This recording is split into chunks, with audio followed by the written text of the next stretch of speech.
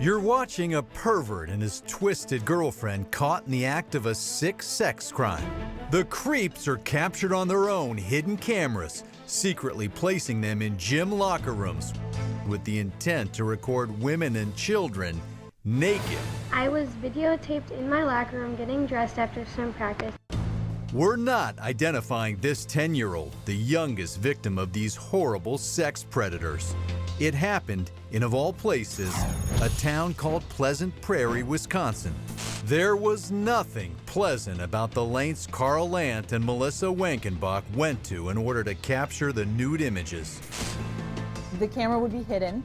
It was usually in like a makeup bag or a mesh bag, but it would still be able to view the locker room, and she would just leave the locker room door open. Lant and Wankenbach were co-workers and lovers. They concocted their sick scheme when they worked at this shipping company, so large it had its own gym. None of the women working out had a clue their most private moments would be recorded for a predator's private pleasure. Prosecutors say when they got tired of recording their fellow employees at work, Wankenbach went trolling for fresh victims at this other gym owned by the city, where she started placing cameras there too, until a little girl noticed something wrong. She said, "Mom, my coat and my shoes aren't in the locker." The girl's mother tells our Milwaukee affiliate WITI she found somebody else's clothes in the locker.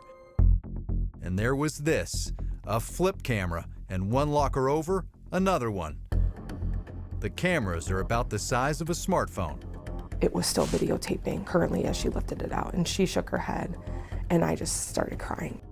Christina called the cops, who quickly busted Wankenbach. And this time, she was the one on videotape, bearing all during her interrogation. Like you start something and you shouldn't have, and you know you shouldn't have, but you can't stop. Wankenbach rocks back and forth and nervously pulls her shoe off her foot. She spills everything to police and gives up her boyfriend. He's really smart.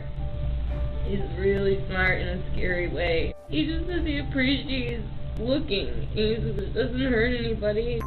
Cops raided Lant's house over the state line in Illinois and found 20,000 hours. You heard right, 20,000 hours of video secretly recorded over 4 years. It was unbelievable, the amount of video footage. Pleasant Prairie detective Laura Hoffman had the very unpleasant task of viewing every frame of the video, and what she says she found was horrifying. Mixed in with the adults were images of minor children. This is absolutely child pornography. It's the essence of the definition. I mean, pornography. But prosecutors declined to charge the couple with the serious charge of producing child porn, saying it would be difficult to prove. Instead, they hit them with a whopping 243 felony counts of capturing images of nudity without consent. This defendant is a sexual predator. Prosecutors call Lant a charismatic sociopath. The evidence was overwhelming. He pleaded guilty to 47 counts. When the victims testified at his sentencing, there was anger and tears. What kind of sick, twisted individuals do you have to be to do this to your coworkers? I have recurring nightmares of being naked in public. Everywhere we go, we ask ourselves, is there a hidden camera in that ceiling vent? Prosecutors said Lant labeled each video with names like Hot Marketing Blonde, Dopey Brunette, Married Girl, and Chubby Z. I can't even begin to explain it, considering the whole reason I was down in the gym was to get rid of that chub. Wankenbach pleaded guilty too. What is your plea? Guilty. Her former co-workers testified against her at the sentencing. You are just as much of a creep and disgusting person as he. You're the one that set up those cameras. Christina and her daughter are now fighting for tougher penalties for secretly recording naked images of minor children. We should be protected by stronger laws and stronger punishments. Lant will spend the next 12 years in the state prison, Wankenbach 6 years.